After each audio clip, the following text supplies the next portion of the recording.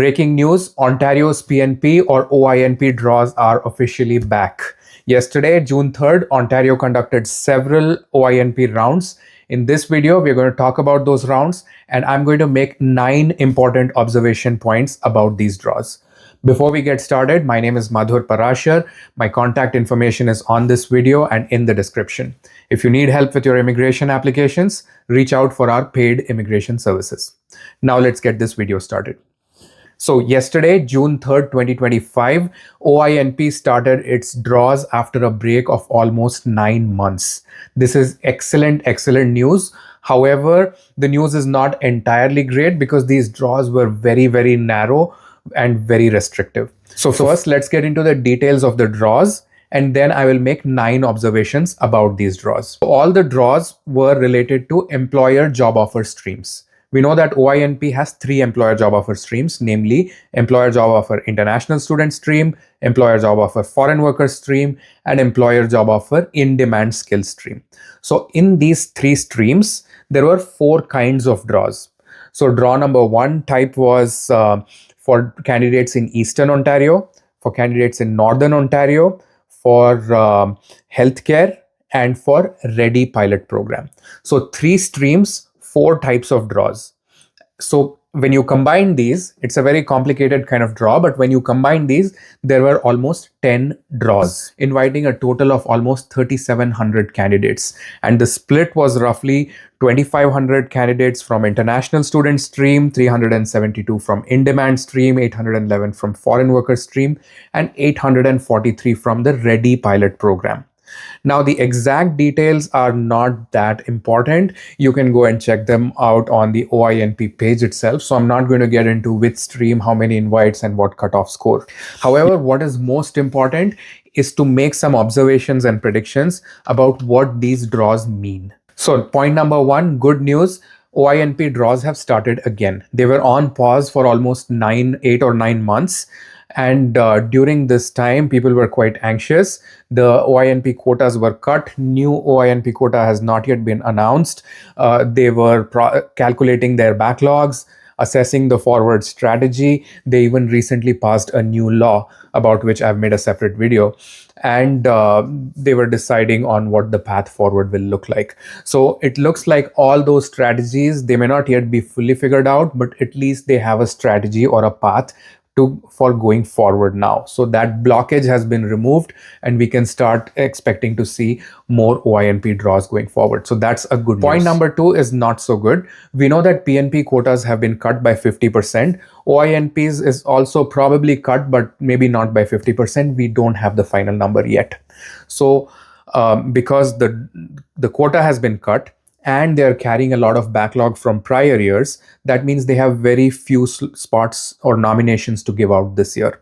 This means they're not going to be very generous with their nominations like last year. They're going to be very hyper focused and hyper targeted to pick only selected people from selected NOCs from selected regions. This is what I had predicted in my previous OINP video, and that is exactly what happened. They have not only targeted people only with employer job offers, but they've also said those job offers need to be in specific regions and in specific NOCs. So you can see how narrow and focused their target has become. They want people with job offer in specific region, in specific NOC. So they are very narrowed down. So I believe that this hyper focused, hyper targeted approach will continue in the draws going forward. Point number 3, what this means is that the days of large general type draws are over. So there was a time when human capital priority stream used to have very big draws and they used to invite all kinds of NOCs, human resources, admin, financial managers and all that. But now that the draws are getting small and very hyper specific, I believe that express entry linked draws without job offers and in very generic business occupations may entirely stop or be very limited in scope. So don't expect those going forward. Point number 4, unfortunately, without employer job offers, OINP nominations will be very, very difficult to get, almost impossible to get. Because if they have very few slots to give out, then they are obviously going to prefer or focus on people who already have a job and whom an Ontario based employer is already supporting for permanent residence. That will be their top priority. People without job offers, even if they've studied in Ontario, even if they've worked in Ontario and have work experience in Ontario, will find it very, very difficult or impossible to get an OINP nomination without an employer job offer. Point number 5, the REDI pilot program. Unfortunately, after this draw, I don't expect any more draws targeting the REDI pilot. This was a regional economic development through immigration pilot, which targeted 4 communities specifically. Each of those communities was given 200 spots, which means total quota for REDI pilot was 800. Yesterday, they issued 843 invitations for under the REDI pilot. They probably expect 45 applications to be refused. So they have exactly filled the REDI quota that they were targeting. So don't expect any more REDI draws. I would be very surprised if REDI draws happen again. Point number 6, the cutoff scores. Unfortunately, the cutoff scores were very high in some of the streams, which is exactly as expected. The draws have not happened for 8 or 9 months. So obviously the pool was saturated with highly competitive profiles of people with very high scores. So the high scores are not surprising, but these high scores are expected to continue because the pool continues to remain very competitive.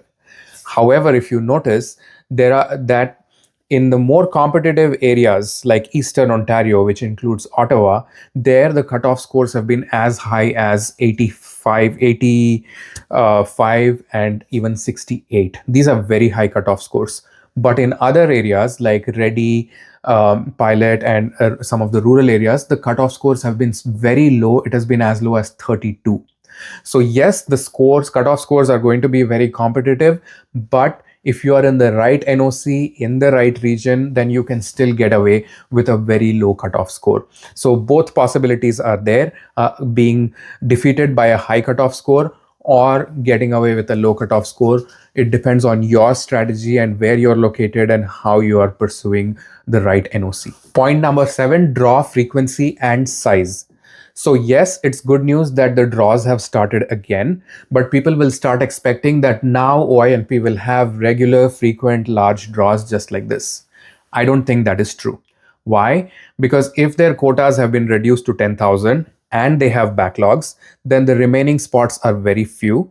And out of that, they've already issued 3,700 spots. So very few spots are remaining for the rest of the 7 months of this year. So they will not have the ability to conduct repeated large draws like this.